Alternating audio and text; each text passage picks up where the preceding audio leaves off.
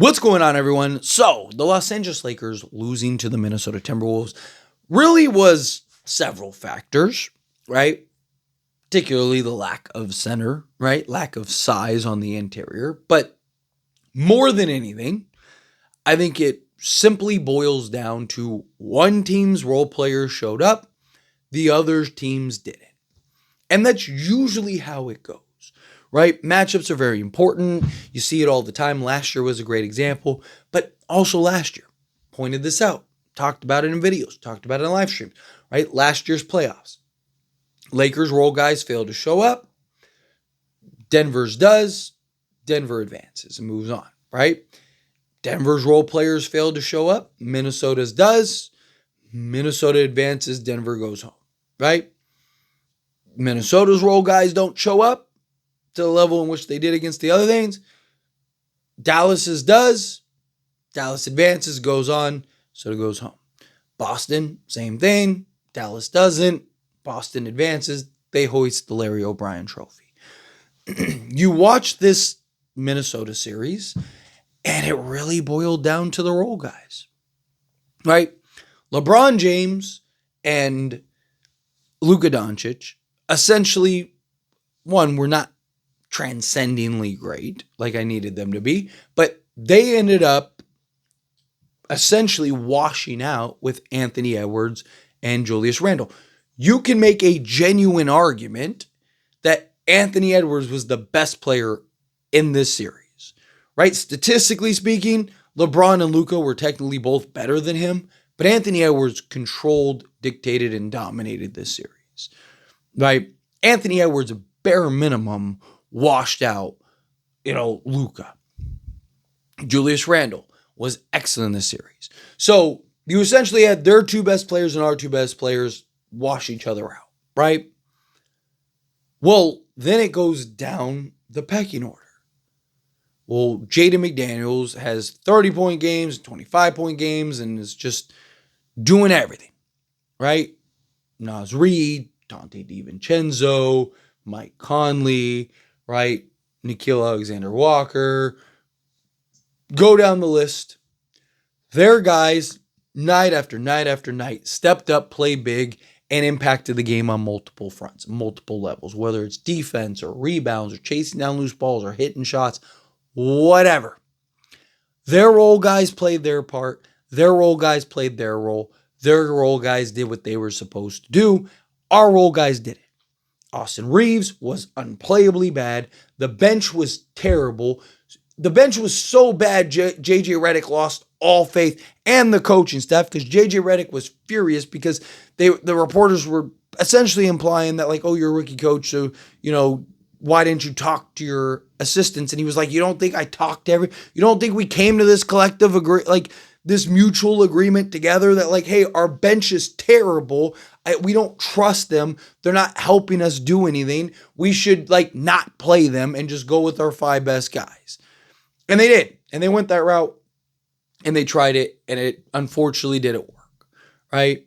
But the bench was so bad, J.J. Redick essentially lost all hope in the bench.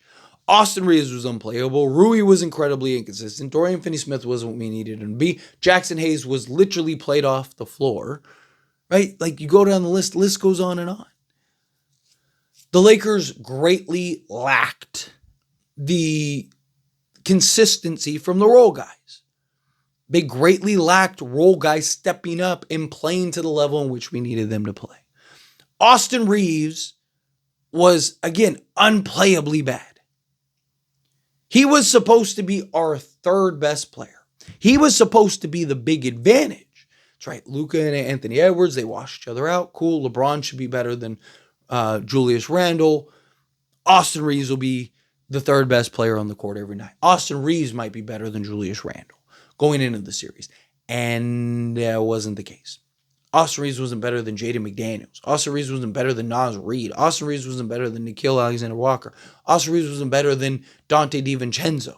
They had 4, 5, 6 guys that were better. I mean, he wasn't better than Rudy Gobert. Right? Like, Rudy Gobert had a prime Shaq game.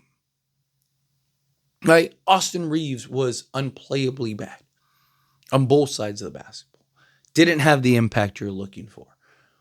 Tyler, why are you so critical of Austin Reeves? Because he's supposed to be the third guy.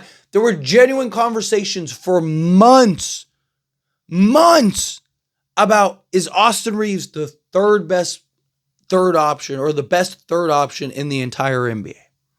Is there another guy in the league that is a better third option than Austin Reeves? This, that, and the other. Well, apparently everybody is, because Austin Reeves was terrible. And why am I so critical of Austin Reeves? Because again, he was supposed to be the third guy. If he was the 7th, 8th, 9th guy, probably have a very different conversation. I'd probably talk about him the way that I talk about, Gabe Vincent and guys like that. But no, Austin Reeves was not the 7th, 8th guy. He was supposed to be the third guy and got outplayed by 7 or 8 guys on Minnesota. Not winning a lot of games when the guy that's supposed to be consistent, and it's just Lakers' lack of depth was a big issue. Yes, the center position did not help. The lack of having a center, a true center, really hurt this roster, really hurt this team. And it's something that Rob Pelinka hopefully finally address, because Rob Pelinka had years to address it and didn't address it. Again, there's a lot of things you can criticize Rob Pelinka about. And most of the stuff that people criticize him for is either not of his control, had nothing to do with him, or just are flat out wrong. Right? But in the case of the missing center, right? He didn't hold up his part. And he's got to make sure he's taking care of that this offseason. The Lakers as a whole have a ton of stuff that they need to address, ton of stuff that they need to solve, ton of trades and all kinds of stuff that they need to work on, right? But more than anything, they need to get real bench production, real depth, real versatility, right? Because again, this series, more than even the lack of center, in my opinion, really came down to the lack of role guys stepping up when it mattered. You saw LeBron and Luka get worn down entirely, and were essentially non-factors in the fourth quarter. Well, why? Because they have to do everything for 3 quarters. So they're 40 minutes in, and they're exhausted. They're gassed, right? And because you didn't have the role guys and the contributors off the bench or in the starting unit or whatever to take that pressure off of Luka and LeBron, allow them not to have to overexert themselves to the point of exhaustion, and then they could step up and close out the fourth quarter for you. How do we know this? Because Anthony Edwards did it and Julius Randle did it for Minnesota, because their role guys stepped up. Anthony Edwards and Julius Randle didn't get worn out to the level in which the Lakers did, and their guys were able to close down the stretch. Julius Randle hit big shots. Anthony Edwards hit big shots because their role guys stepped up and the Lakers didn't. It's that simple. Lakers role guys failed to show up, failed to deliver, failed to do what they were supposed to do, and it is infuriating. Lakers have to address the quality of depth, the quality of role players, right? Talked about this pretty much all season, right? Even if the Lakers won the championship, well, not all season, but from the Luka trade, right? Even if the Lakers won the championship this year, that this roster would look incredibly different, because it had to. It had to, right? Even if you did magically pull a rabbit out of your hat and win the championship this year, you're not repeating unless you solve 5 of your holes, right? And so you knew no matter what, this roster's probably getting a rehaul to an extent, right? I think if they won the championship, it would have been a lot different than what we got. I think it would have been, kind of I think it wouldn't have been everybody, where now I think the Lakers might just sell the everybody can go, right? Type of thing.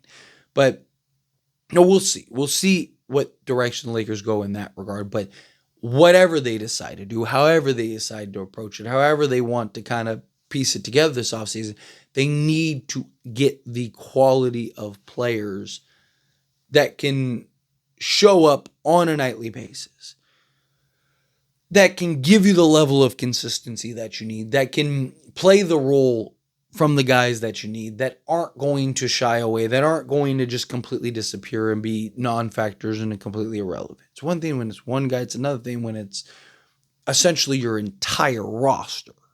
And that was a big problem for the Lakers, that it was essentially their entire roster.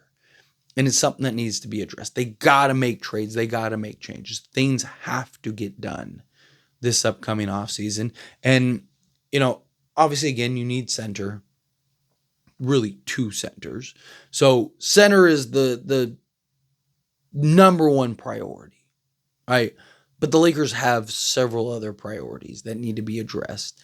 Part of it is just the upgrade in quality of depth, role players, essentially your 3 through 7 guy or 3 through 8 guy. You got to make sure you upgrade that and put you in a better position. But anyway, as always, this is a discussion. I pass the question on to you.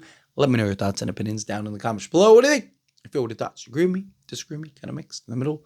However you feel, whatever your thoughts are. Either way, I'd love to hear it. So let me know down in the comments below. That being said, if you haven't liked this video, hit that like button. Helps me out as we enjoy these types of videos, and I truly appreciate it. Not subscribe to the channel, hit that subscribe button. Turn on the bell notifications. Appreciate y'all. See you in the next one. Thank you.